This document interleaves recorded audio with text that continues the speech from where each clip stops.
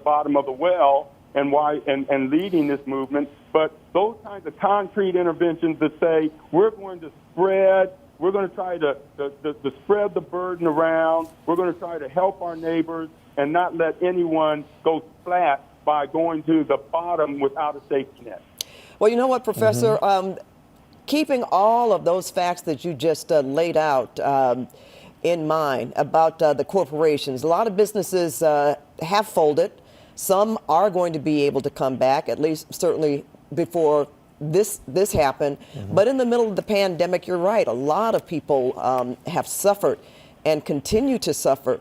And now we're going through this. Do you think that there is some kind of meeting point where we have to sit down and talk and we have to figure these things out, because where else is there to go? You know, we've never had a pandemic like this, Professor, where everybody is impacted, where we had to stay at home for so many months or weeks or months at a time, where we couldn't go to work, where people had to go to food lines who had never been to a food bank before to get food to feed their families. So because of all of that and this, which is very, very intense and impacts all of us, because even the story that we're talking about tonight has made an impact across the country. I want to hope you can give me some good news or something that could turn the tide, you know? Yes. Well, you know, there was a lot of inequality in this country before the pandemic struck.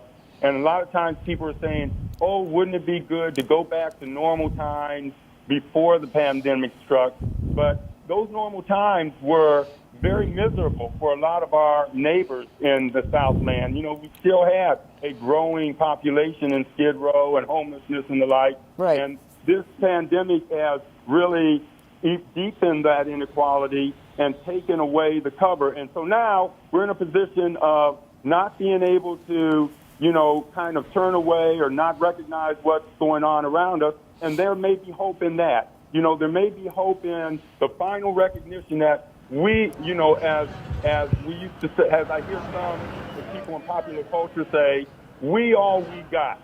You know, we here in the Southland, we're if this is really going to be a family, if we're really going to have some unity, if we're really going to take pride, as we often do in the Lakers and in our the Hollywood industry, and we have lots to be proud of, our beaches, we have a lot to be proud of, but to really be proud of who we are and what we are, we have to make sure that we are trying to take care of our entire community, because, you know, we're only really as strong as some of our weakest links. You know, that's what we're learning about this pandemic.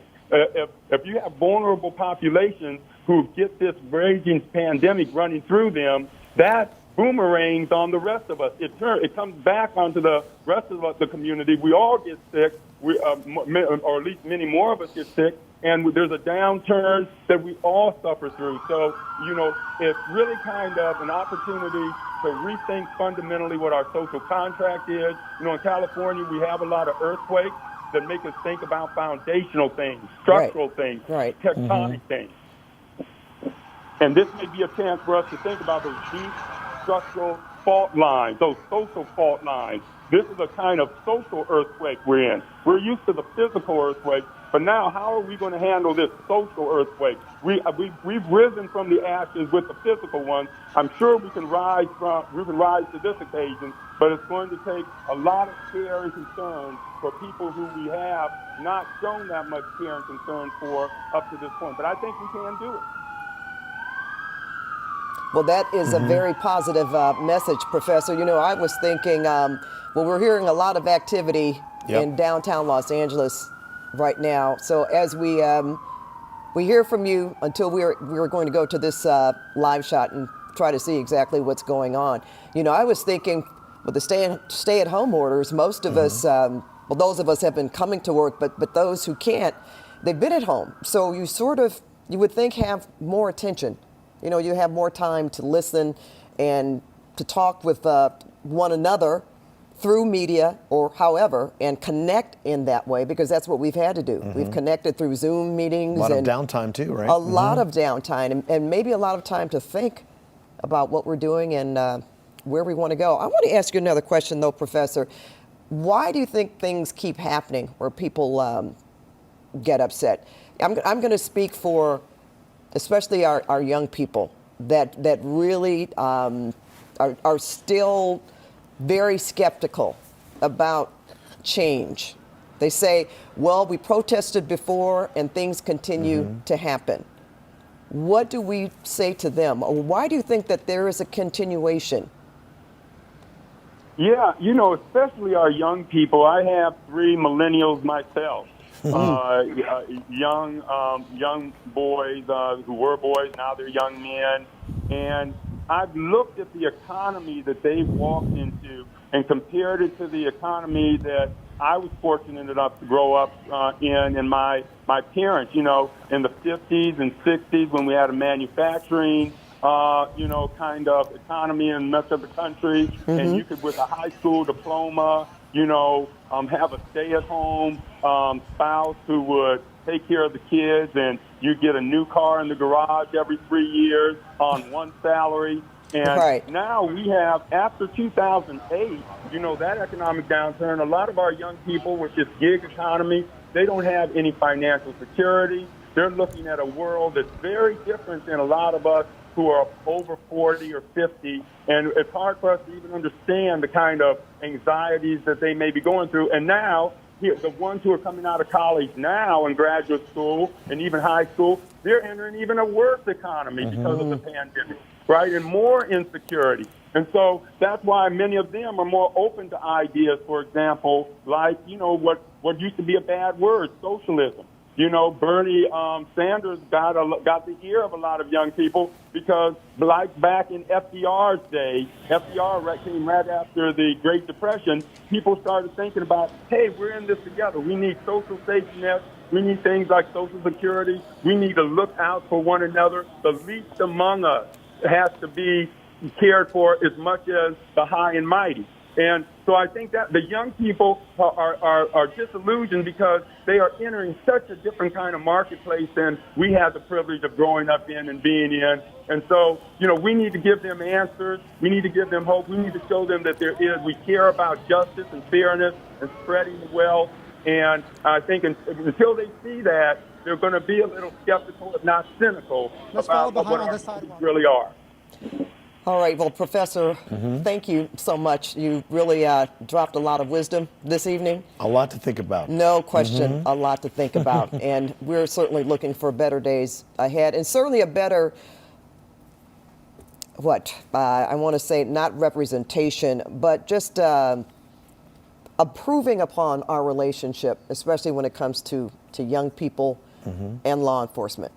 We want to certainly improve on that, or let them know that, it can be. And we have to keep working at it. Keep working at it. I think you would agree with that, Professor. I agree with you. All right. All right. Thank you so much, Professor. Pat, something the professor said which did resonate with me. I graduated college in the very early 90s, almost late 80s. And at that time, working at a job where I made $8 an hour, I was able to buy a brand new car. I graduated college without any debt. Yeah. And I was talking to a friend of mine who's a lot younger than me, and he said, hey, you grew up in a time when $8 could cover you, right? And obviously these days, especially in Los Angeles, that's not the case, right? No, it really isn't. Yeah. But that all has to be addressed now because I think we're all starting at the same starting point, or at least close to it. We're seeing a lot of people that have again, I talked about going to food banks. They never had to do that before. Yeah. We always heard about, you're a paycheck away from. But then remember how we talked about funds being going to help the homeless that we couldn't procure before? And now we found housing, we found apartment buildings, we found places to put them. I hope that continues, or that comes to fruition, and it's not just, we go from one thing into the next and forget about that. We're looking at some pretty, this is all the debris, and I don't know if that was from overnight or, no, that's obviously from today. That's over there in the Fairfax District. Jeff, are you there? Jeff Nguyen? Yes, hey, Juan and Pat. So we are walking towards Melrose right now on Fairfax, and that's basically Fairfax High School. That's the football field, as you can see. Earlier, we were hearing basically a symphony of security alarms going off, and the reason for that is pretty clear. Right now, as these officers are kind of holding right now, let's flip the camera around this way. Hey, Greg, come walk. Okay, actually, you know what? Let's not do that. We have some activity, so the officers are advancing right now on Clinton Street and Fairfax. You can see the number of black and white units heading west on Clinton right now, as we are hearing in the distance to the north of us some of the alarms that have been going off because of some of the fires that you have been reporting. We are going to go ahead and kind of stay in lockstep with them, a little bit behind them as they advance here onto Clinton and as they turn the corner here. And at this point, you can see some of the officers basically holding their position as the black and white units move forward. You know, look out on the ground. These are shoe boxes that you see just littered everywhere on the sidewalk. And the reason for that, Greg, if you don't mind, just kind of turn right behind you for just a second. You can see all of the debris that's going on right there because all of the looting that has taken place on this street. That is why you can see some of the destruction that has been going on here. You know, I spoke to an owner of a small business that was basically ransacked, and he said that, you know, in the last few months, because of COVID-19, he's had to shut down. The plan was for him to reopen his business next weekend, and now because of this, all of that is a huge question mark, and he's unable to do what he was hoping to do and basically get his livelihood back. We want to step back a little bit right now because we see a number of fire engines advancing north on Fairfax right now as some of the police officers have stepped to the side in front of this little theater right here. I apologize that my voice is probably being drowned out by some of the sirens that are flying by us right now, so if you could just bear with us. But I think at this point, the pictures that you are seeing here tell a very important story over the words that I am trying to share with you and the observances that I'm trying to share with you at this point. But you can see at the rate that they are going with lights and sirens, there is certainly a lot of urgency going on right now due to some of the photos or some of the video that you saw earlier about some of the fires that were taking place on Melrose. You know, I think that what you will notice when it comes to Melrose and Fairfax is that, you know, there are not a whole lot of corporately owned businesses out here. That's there right. are certainly more of these sort of mom and pop stores. And, you know, it's just heartbreaking to see people suffer in this sort of way. You know, you have some of these people who are out here claiming to care about the disparity that exists in our society. They claim to care about the little guy. And, you know, it's hard to really say that you care about the little guy when you have sort of a cultural neighborhood such as the Fairfax district, where you have generations of immigrants who are basically trying to do their best for themselves and to achieve the American dream. And this is what you see. Earlier in the hour, we saw dozens of young people in zip ties in front of one of the stores that was looted, that was burned. And as we stood across the street, you can smell some of the ash and some of what was going on in the wake of that. And, you know, even here, I mean, this is basically, you know, just an empty street right now, but as you can see, just littered with all of these shoe boxes scattered about because, you know, instead of focusing their attention on the sort of social inequities that started the day, it went sideways. And this is what you're seeing. And it is just completely asinine for anything like this to happen.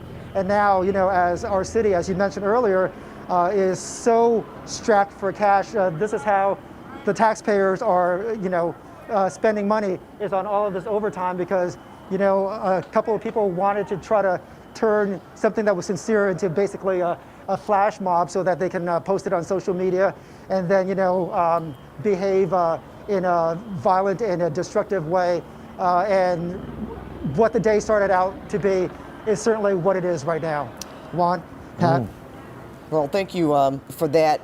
You really summed it up. There is a lot of strong feelings out there. And again, for me, certainly reminiscent of what happened in 1992. How many businesses and even small businesses were destroyed, and some people were never able to rebuild. So you're right on point on that. But let's go to Christy Fajardo now. Christy, I see, is that a fire engine behind you, emergency vehicle? It is a fire engine behind me, and I want to show you because the LAPD has set up a line here at Melrose and Carson. They're protecting the LA City Fire Department as they try to put out a fire. That building right over there is on fire. You can see them there on the ladder, actually with their hoses, trying to get those flames out. And what we're seeing around us really hints at the chaos that was happening here just moments ago. When we arrived about 10 minutes ago, there were still people inside the American Vintage store. They were grabbing items. And if we pan this way, if you walk with me, I want to show you, there are a lot of broken windows, businesses here along Melrose Avenue. This is front row here. The window has been broken out. And right next door to it is another store, Reworked Vintage.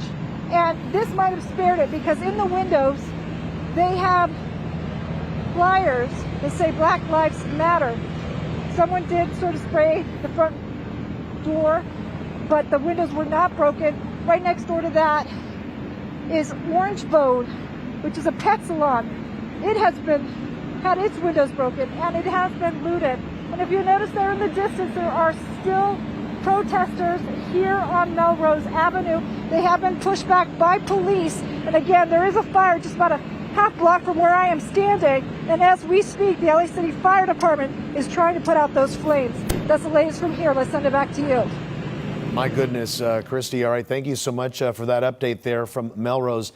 She was right near that Starbucks you see burning there in the 7600 block of Melrose. That's right. It had been burning for quite a while. The fire department was on it rather quickly, and it looks like while it's still burning, the flames are not as intense as it was before. But my goodness, look at that. The streets pretty much just filled with police and with fire trucks just trying to get to the many different spot fires. Look at this one here. Yeah, that is another one. Does that may be in the back of a building or back of a business one? I'm certainly hoping that's not a residence. It looks like it's on a main drag. Yeah, it might be Melrose as well, Pat. You can see a tattoo the parlor back there, of we did see some people earlier in the back of businesses or trying to get up on the roofs. So that's possibly what we're looking at there. People have been tweeting about the police. Well, you don't call 911 tonight unless it's a true emergency. Correct. Because they have so much on their plates, especially with this, all hands on deck, tactical alert. So only if it's a true emergency, dial 911. If not, your call isn't going to be answered. And people are wondering, well, why aren't they coming in and arresting people or stopping the cars from getting through some of these intersections to get to these stores? Right.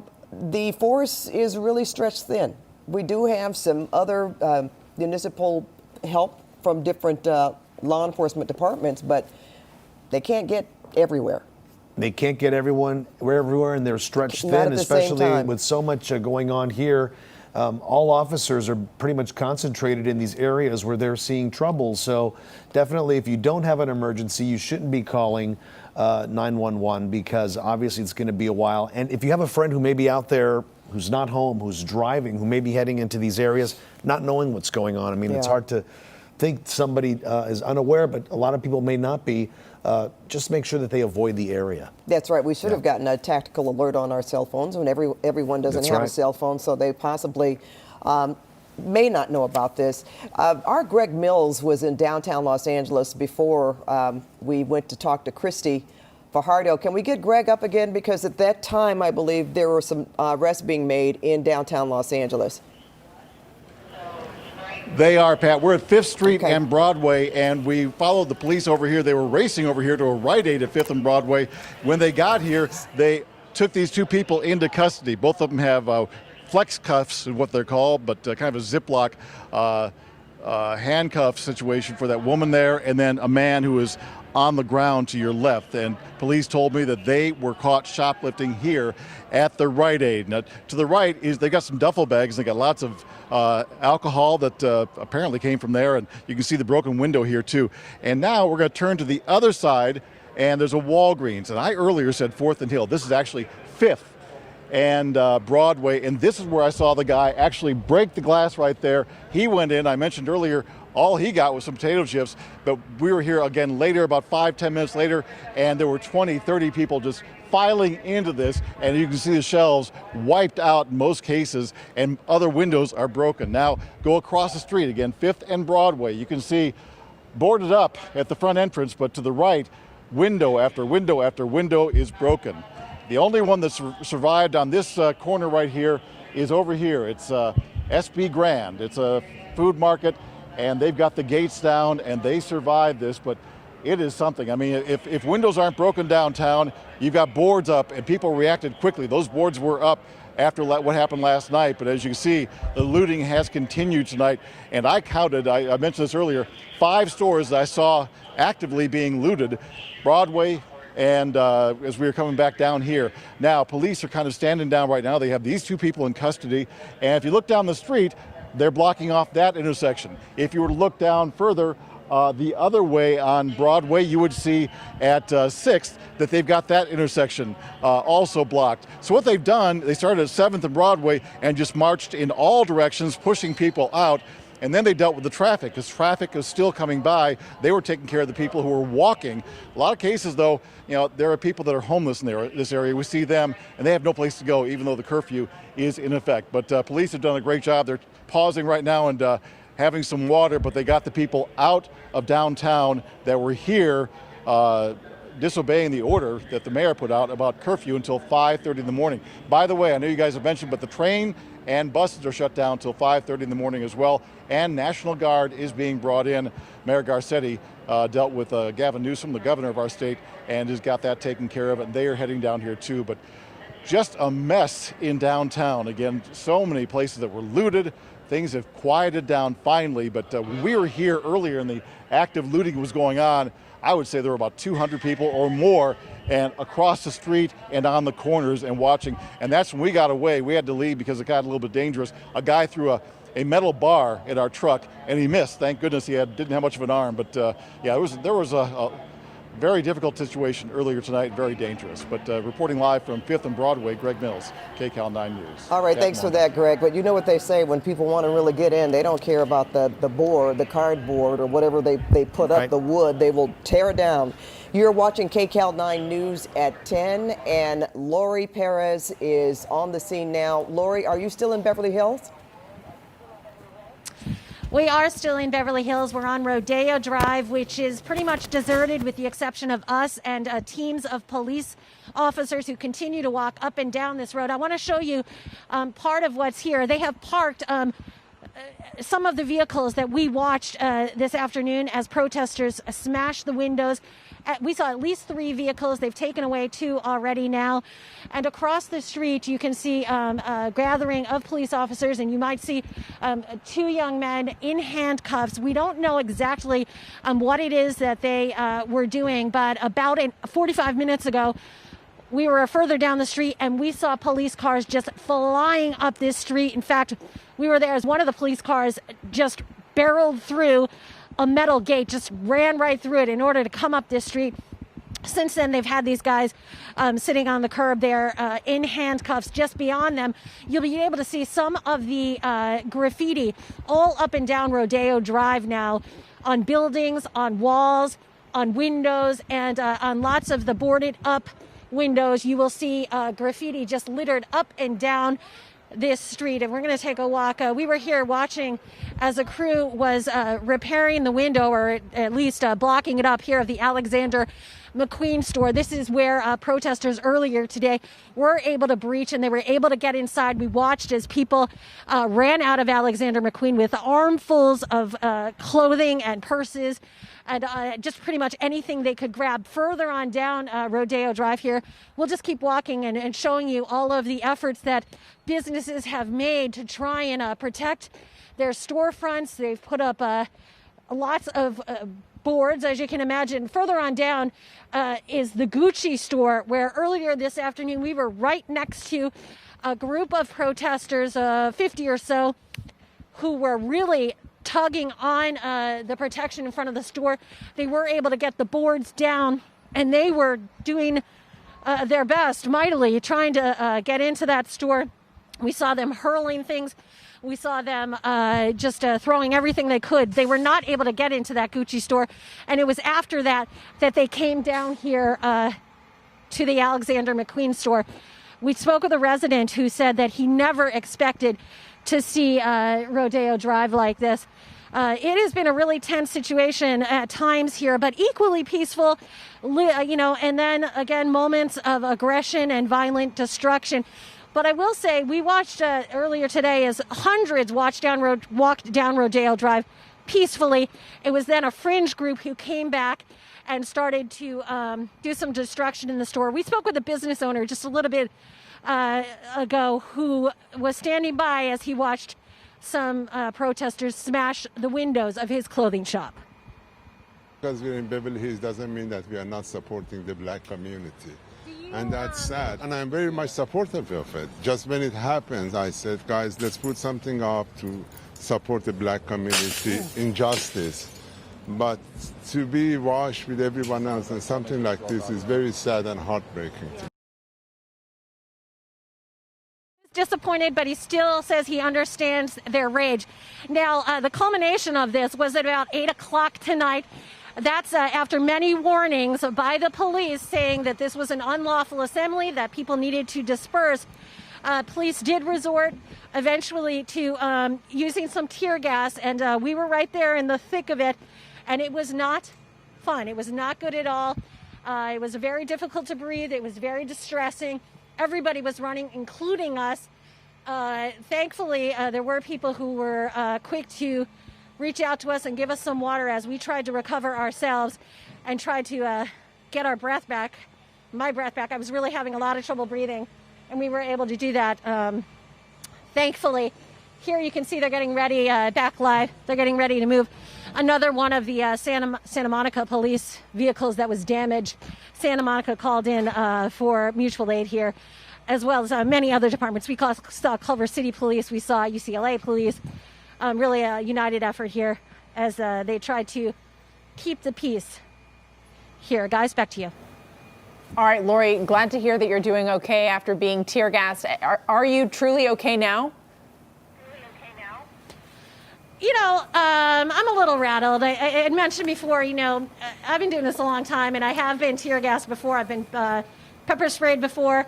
To me, this was the worst. It might have been perhaps because we were the closest to it. But, the thing people need to know is when you're tear gassed, everything starts pouring out of you. Out of your eyes, out of your nose, not to be graphic, but it is very difficult to breathe. And so that can cause some panic, because it's such an uncomfortable sensation. Luckily, I was here with a great crew. We do have protection today, and my great photographer also. We were helping each other out, and bystanders were handing each other water, and we're okay now. So it's rough, but unfortunately sometimes it comes with the job. All right, Lori, glad to hear that you're at least doing well now. We appreciate your reporting. We just want to welcome our viewers to a special edition of KCAL 9 News at 10 and simulcasting on CBS 2, as well as streaming live on CBSN Los Angeles. This is special extended breaking news coverage of a night of both protests and unrest in the city of Los Angeles in conjunction with several other cities across our country. Major events unfolding this evening. My name is Sarah Donchi. I'm joined here by Chris Holmstrom. We're just going to go through some of the headlines for you, the latest that's been happening in the city of LA. Yeah, to say today was chaotic is to say the least. There have been events going on since around 12 o'clock this afternoon. So this all started as a peaceful protest at Pan Pacific Park in the Fairfax district. A lot of people out there outraged, Black Lives Matter. You could see some of the protests that's going on right there. That first shot, there was thousands of people out there. There were families out there protesting the death of George Floyd. He was killed in Minneapolis. There is a police officer who is charged in this man's murder. And as Sarah mentioned, this is one of many protests happening all across the country. The latest one today started in the Fairfax district and then escalated from there. It's one of those situations where we saw images like this. We saw several cop cars that were set on fire. We saw several stores that were broken into, like this right here. This is actually on Rodeo Drive. You can see people storming that store, Alexander McQueen, and then coming out with a whole bunch of items. This is just one of many shots throughout the night of what's going on. And earlier today, Mayor Eric Garcetti actually had a press conference talking a little bit about what's going on. That's when they issued a citywide curfew. It originally started out as a curfew for downtown Los Angeles, then West Hollywood had that curfew, Beverly Hills had that curfew, and then as the night went on, the whole city of Los Angeles, Pasadena as well, Culver City, curfew in effect until 5:30 in the morning. And, we've been talking to different retired law enforcement officers. Pat Harvey was here. I mean, something like this has not happened since 1992. So watching these images, just heartbreaking. And we're getting outside help as well, is what the mayor said. Yeah, so Mayor mentioned that the National Guard has been deployed. 500 members of the National Guard heading now to Los Angeles. They could be here as soon as sometime overnight, sometime in the evening. The city of Los Angeles has deployed its entire police force. Chief Michael Moore is telling us that has not happened since the mid-90s and the earthquakes of 1994 and 1995. In his words, that was the last time something like this has happened. In spite of that, obviously, a major series of incidents happening now. The city was previously on a tactical alert. They have put out an advisory saying they've received more than 4,000 911 calls since 2 o'clock this afternoon. They did want to let the public know that if you do have to call 911, they're asking you only call for emergencies, not to ask questions or make comments about what is going on. Obviously, they're sending out a modified dispatch system. So officers obviously have their hands full in different parts of the city. So their response to other areas is limited at this time because of what is happening and because of the ongoing unrest in the city of Los Angeles. Chris, we've also noticed some instances of looting in the Pico and La Brea area in Mid-City, in Beverly Hills, in the Fairfax district, and a series of fires that were set. Yeah, and one of the things that we've been talking about, Sarah, is, I've said this all night. It's hard to believe we're still in a pandemic by watching, the video and these scenes just play out throughout the night. But it's actually affected testing sites. The mayor actually shut down all coronavirus testing sites due to public safety concerns. And, now they have other concerns that they're issued about. That's part of the reason why they had a curfew. But as the night went on, the crowds are getting smaller and smaller, but there's still chaos. And we actually have Christy Fajardo live at the ground, the latest, a small business on fire. What's that business look like now, Christy?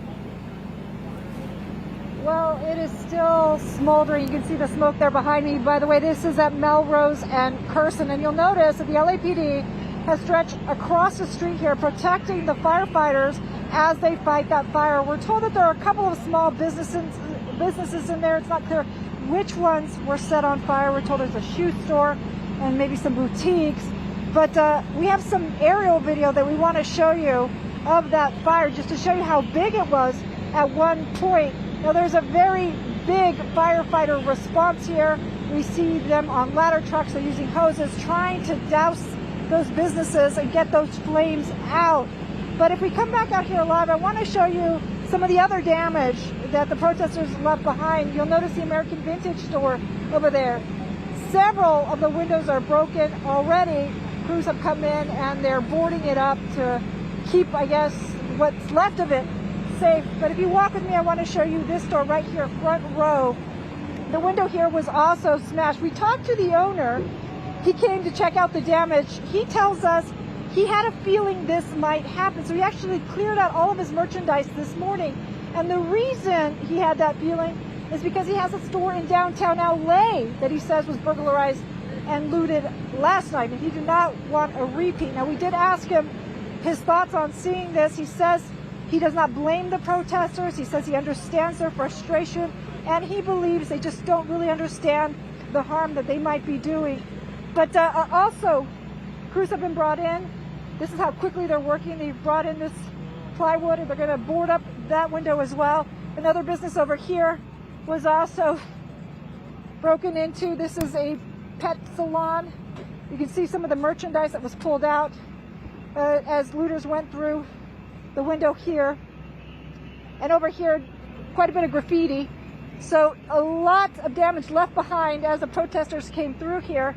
And the police have also set up another line there, protecting basically this whole block. Right now it is empty. No one is here, but we are occasionally hearing fireworks there in the distance, so we know that there are still protesters down the street. So it could be a very long night for both firefighters and the LAPD here. Let's send it back to you. All right, Christy, thank you so much. I do want to mention to our viewers who are watching this extended coverage of unrest happening in Los Angeles, there are demonstrations also happening in Orange County as well. We're hearing from some of our photojournalists and journalists down there that Santa Ana police have called a code Charlie checkmate for the protest that's happening in Santa Ana. They're requesting assistance from surrounding Orange County law enforcement agencies.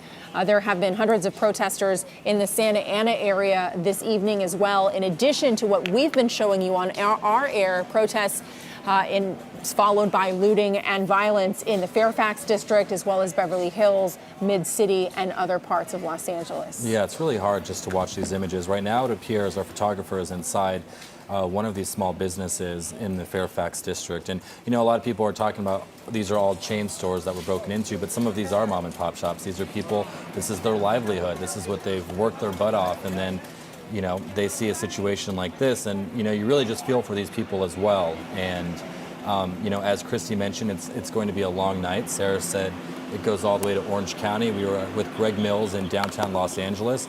I don't know if you had a chance to watch the news last night or see some of the coverage, but last night there was chaos in downtown Los Angeles. I mean, LAPD arrested more than 500 people. 533 people were arrested last night because of a similar situation which is going on here. We know several people were taken into custody for what was going on today, but at this point, we're not sure how many people have been arrested so far. Right, obviously a lot happening in terms of the citywide curfew. They're asking people to go home and to stay home. Our reporter Jeff Nguyen is on the ground in the Fairfax district where he has been for much of the evening. Jeff, I know you've seen some arrests being made. It certainly looks like it's a lot calmer than some of your earlier live shots. Tell us a little bit about what you're seeing now on the ground there. Yeah, you know, to be fair, it's a little bit of a mixed bag. Calmer just because of geography. Not so calm up north where Melrose and Fairfax are. That's where a number of fireworks have been shot into the air. But I want to show you the extent of what's going on here. This is a business that is completely shattered. And as we walk down the street after all of this destruction, it's basically just everywhere here on Fairfax. You can see clothing littered on the ground as people were, you know, looting and running down the street and ditching everything that you see there. Across the street are a number of the people who are arrested, and they are waiting to be processed. You know, I spoke to a business owner here on this street who told me that he is an immigrant. And there are a lot of business owners on the street who are immigrants as well. And so when you talk about caring for the disparities of our society and caring for the little guy, this is not a reflection of any sort of caring at all. I mean, that business right there where the front door is completely blown away and it's completely tagged up. Greg, let's pan away from that. I apologize for some of the profanity on the wall. It took a couple of seconds for my eyes to adjust because of the bright light, so please excuse us for doing that. But you can see some of the people who are sitting out here, and you know, the business owners here are just completely heartbroken because they haven't been able to open for months now because of COVID-19. A number of them had told us the plan was to reopen next Saturday, and they clearly cannot do that right now when you've got your inventory littered on the ground over here, when you've got all of this destruction. Some of the business owners say that, you know, they wish they can call their friends to come and help them out, but they can't because the streets are closed. And so the ones that were able to make it down here are basically holed up right now, trying to do the best that they can, trying to fix their gates, trying to figure out how much inventory was lost, and trying to basically piece their lives together. To give you some context as to where we are, Greg, if you wouldn't mind kind of just rotating to your right, and that's Cantor's right there. And so, you know, for generations here, Cantor's is a business that a lot of us know that dates back, and you know, it's kind of not just a social hub, but a time capsule, a preservation of culture as well. And there's also this kosher market across the street that's completely tagged up, and for no apparent good reason. We've seen a number of these demonstrators here who have been basically put into zip ties, and what we've seen is some of them even came down here with skateboards, and while they're waiting to be processed, we notice that their belongings are still with them. The officers are handling them with dignity and respect. Their belongings are not separated from them. Before they got on the bus that took them away, some of the officers kind of helped some of these guys to kind of hook one of their trucks on their skateboard to like a pocket or a belt or something like that, so that they stay attached to their belongings. But I mean, just a complete utter disrespect for these small businesses down here who are basically scraping by, hoping to preserve their way of life, and now it's completely set back. As we stand out here, we kind of hear this sort of symphony of security alarms blaring out here, and it is with each beat of that, it's just heartbreaking, because when you kind of get a chance to meet some of the people who are affected by it, it's just crushing to hear their stories. A lot of these people, for them, it's their lifelong dream to set up shop like this, and and now everything is in complete limbo because of this mess. We'll send it back to you. All right, thank you, Jeff. So you can see in the background of Jeff's live shot, there are people standing around. Not only are they waiting to be processed, it looks like they're waiting to be transported. You have to remember, these are large groups of people being arrested at the same time. LAPD, it sounds like, has had a large logistical challenge in terms of getting the vehicles that they need to transport multiple people at one time to be processed into the jail system. And those two likely are overwhelmed at this hour. Chris, remember last night we've been reporting protests and demonstrations there that ultimately led to violence. There were 533 arrests made just in the protests from yesterday evening. I suspect that when all is said and done here, there will be hundreds arrested tonight, and all of those people are going to be at some point taken to the jails in different parts of the city and processed there. I asked Mayor Eric Garcetti earlier. One of our viewers had asked about California's no bail policy that was instated as a result of the coronavirus crisis in an attempt to slow the spread of the virus in our jails and also into our prisons. The mayor said, just because you get arrested tonight doesn't mean you're just going to be let back out on the streets. So we'll have to see how that plays out. But the LAPD and other law enforcement agencies has to put all of these people somewhere, all of these people who have been arrested. The reason why we don't have a tally for you yet is because there simply is not one coming from LAPD. The number is changing by the minute. Yeah, and I want to say, looking at these live pictures, things have calmed down quite West a Elm bit. now. It looks like people are running to West Elm, which is a furniture store there. And as I say that, you still see scenes like this where people are going inside these stores where the glass has been broken, the doors have been broken open, and they go inside and steal, and they come out with different products. But keep in mind, this is the fourth day, the fourth straight evening of massive protest here in Los Angeles. Last night was very significant. Tonight, obviously very significant as well.